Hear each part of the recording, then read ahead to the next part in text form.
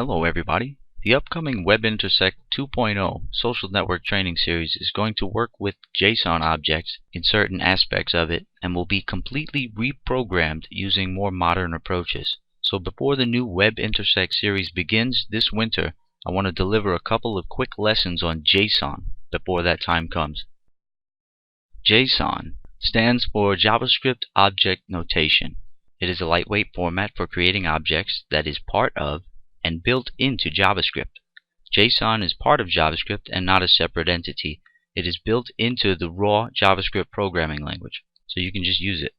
JSON is becoming a very popular data interchange format, so much that it is beginning to battle XML in popularity and usage. In tutorial number 2, we will retrieve database information and return it to your JavaScript application in the JSON encoded format. But first we must learn to parse JSON data and create JSON objects in the JavaScript side of our applications. So that's what we're going to do now. Okay, you can see I'm starting with the bare bones of an HTML5 web document, and I have my script element in place. So you would just want to get to the point to where I am now. So let's create a new variable that's going to represent the first JSON object. And we'll call it object1, obj1 for short. And that's equal to the opening curly brace, and then you put a space and close the curly brace, and then you put a semicolon, and that's your first object, but it's empty now. So object 1 is ready and initialized, but it has no value in it yet. There's no data. Now JSON data works like key value pairs. So the first thing I'm going to put in is the key. My first key for my first piece of data within my object is going to be user, and the value for user is going to be John. So you can see I put the key of user, and then I put the colon, and then within double quotes I put the string John. Now to put the next piece of data within that JSON object, I'm going to put a comma, a space. Let's type in age, colon. And then if you want to put a number or a Boolean value in here, a true or false or a number, you don't have to wrap it in double quotes or single quotes. You can just put the number in like that. Then let's go on to the next piece of data within this JSON object, comma, space, country, colon, and in between double quotes let's just put United States. So you can see we have 3 pieces of data. 1 is a number and 2 are strings. So remember, the key is always on the left side of your colon. The value goes on the right side of the colon. And you can see it's sort of like an array, but it opens up more possibilities of data indexing and data handling than arrays could offer you. Okay, so now that you understand the structure of that one, let's make 2 more that are sort of identical. This one's going to be named object2, and this one will be named object3. This object represents John, this object represents the user Will, and this object represents the user Abiel. And you can even name that object Abiel if you wanted to, or uppercase like that. But for demonstration purposes, we're just going to name them object 1, 2, and 3. Okay, now here's where the beauty of JSON really comes into play. I'm going to create object 4, and that's going to be equal to 3 new different data objects. First one is going to be called U1, that represents user 1. That's my key. And then colon, and the value for U1 is going to be equal to obj1, which is object 1, which represents the user John. And you can use your objects for any kind of data handling. It doesn't have to handle users. You could be handling a list, a shopping cart that somebody's using to shop on your site. You can handle all kind of things. Okay, so all we got to do is put a comma here, and then we put U2, which represents user 2, colon, obj2, comma, space, u3, colon, obj3. So do you see what we've done? We've created 3 objects here that each have multiple pieces of data within them, and they can be numbers, they can be arrays, they can be Boolean values, they can be strings, and whatever you want to place in them. And then for object 4, we've deeply nested those first 3 objects that we've made. So we have objects within objects, so you can really do deep data nesting within JSON by placing objects within objects within objects, and you can go really as many levels as it will handle. Okay, now we'll demonstrate how to work with all of that data. So we'll type in document write, which will render some output to the page when we run it in the browser.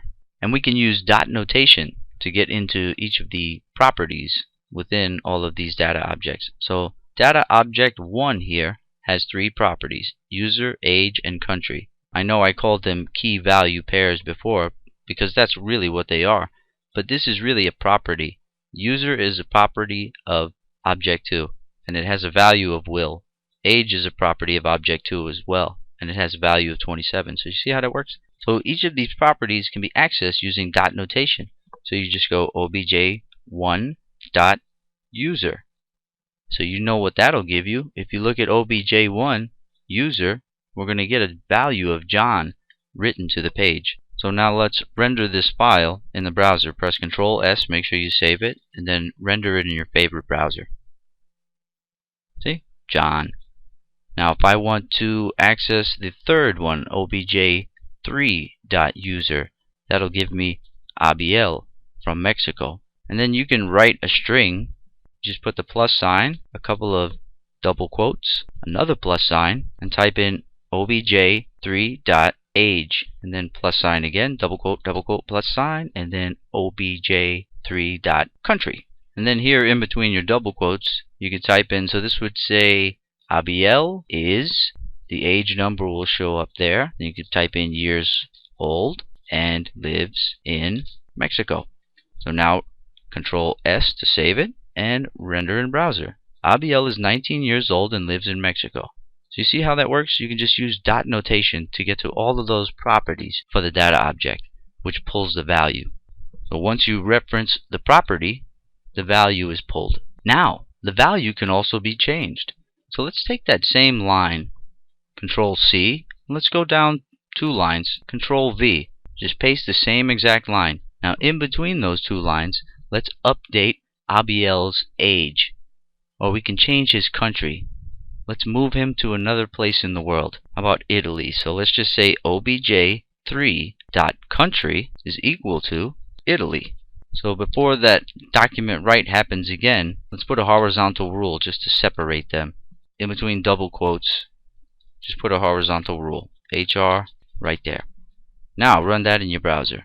See? Abiel is 19 years old and lives in Mexico. Then after we updated it, the country property in object 3, right here, this line did that. It updated it from Mexico to Italy. So that object is forever changed now. Object 3, one of its properties. And that is evident in our output here in the browser. See, Abiel was first from Mexico, and all of a sudden he's from Italy. Okay, let's take that document write HR line, and let's put it under that line there. Actually, let's put 2 of those in place, and remove the HR from the last one. Now I'm going to show you how to work with object 4. Remember, object 4 was the one that had deeply nested objects within objects. So what you can do is use dot notation to go deep within all of the object levels. So let's say document write obj4.u2.country. So what that should give us is we go into object 4, which is this one. Now inside object 4, it has 3 properties, u1, u2, u3. So we use dot notation to go into u2 right here. u2 holds a value of object 2, which object 2 is sitting right there. So if we go into the country property, it'll pull United Kingdom. So that's what we should get as a result from that document write. See? United Kingdom. And you can make a string out of that similarly by saying, just copy all that, put user here, plus, double quote, plus, put that one back there, is from, and then you run that in your favorite browser. So it says Will is from United Kingdom. Okay? So using dot notation, you can go deep into all of your object levels, no matter how deeply you have them nested. And actually, this code that you see right here, or really this code that you see right here, can be written the same way. It can be expressed the same way, like this. So instead of that alert, let's do document write again. Let's just put in another HR. We'll just separate all of these so you can see all the results. So really this and this will give you the same output. And you can see this looks more like how we go into arrays and dig data out of array indexes. So let's press F12 or whatever way that you render in browser, and you see we get the same output. So you can use the dot notation like we use here, or you can use the brackets. Okay, now I'm just going to comment all of these out. We're going to go on with another example that is a little more complex because it deals with arrays nested inside of your objects. Okay, I'm going to pop in two arrays that I previously created, and they're very simple JavaScript arrays. This array has 3 items within it, and its name, its variable name, is meats. This next one is variable name fruit, and it has 4 items within it. Now let's create a JSON object to hold those. So where were we up to? Object 4. Let's make this next one var object 5. obj5 is equal to, open a curly brace, close your curly brace, semicolon. Now we can put ARR1, that stands for array1, so that's the property, colon. On the right side of the colon we put the value we want, so let's just put meats, and that represents, that's the variable name for this first array that we created that holds beef, pork, and lamb. Now we'll just put a comma, space, ARR2, colon, fruit. Alright, so now we have object 5 that has 2 arrays within it, and its properties are array1 and array2. So under that, let's type in document write, open and close parentheses, semicolon, and in between your parentheses, let's type in obj5 dot ARR1, go into array1, and let's get the first value, which is 0, since all arrays have an index, starting index of 0. So beef is that 0. If I wanted pork, or the second element in that array, I would put a 1 here. So let's just leave it 1, and you'll see it will select pork. It will write pork. Render that to the browser. See? It wrote pork. Because I went in and grabbed that out. So knowing that, we can write a string sort of like this that goes into object 5 twice, but it digs into array 1 here, and it digs into array 2 here. So let's see what we get. F12, pork with apple for dinner. That sounds lovely. So you can see it picked the meat and it picked one of the fruits. Let me just uncomment all of these now, and you have a whole bunch of examples that show you how to dig into those data objects, even update those data objects right here. Remember, we changed Mexico to Italy within object 3 country property. So it's very simple to update the data within those objects, and it'll be changed from that point on once you update. Now we'll be showing you guys more in-depth lessons regarding JSON data handling, and the next one actually will show you how to use PHP to echo JSON encoded data back to your JavaScript applications. That way you can use like an AJAX request to that PHP file. The PHP file instantly spit back some JSON encoded data that was dug out of your database. You can dig data out of your MySQL database using PHP and JSON encode it. Get it ready to be JSON encoded and send it. Echo it back. So that will be in tutorial number 2.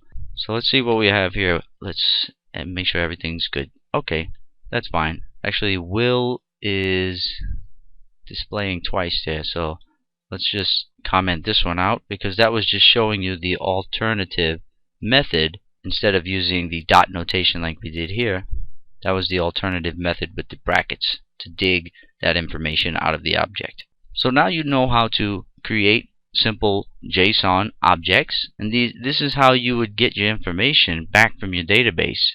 Something like object 4 here, and then within your JavaScript you just go picking things out and getting what you need, updating things, whatever, send it back, boom, boom, boom, boom, boom. And I don't know how deeply data can be nested within JSON, but it seems like you could just keep putting objects within objects within objects within objects, and you'll have almost a whole database worth of information within one JSON object. It's crazy. I know that's not a reality, but that's not something you would want to do realistically, but I think it has that kind of potential to nest that deeply. Alright, so you know how to create your basic objects, and you know how to deeply nest objects within objects.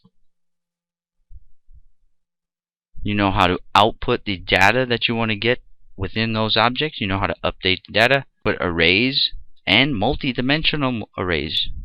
You can, if you want to learn about multi-dimensional JavaScript arrays, you can go to Develop PHP, and it's in the new JavaScript section there, all about multi-dimensional arrays and associative arrays. And really, an object is very similar. These basic objects are very similar to any of the objects that you see here, are similar to an associative array, because an associative array has key and values. A regular array, like you see down here, it just holds values. An associative array has keys and values, just like a JSON object.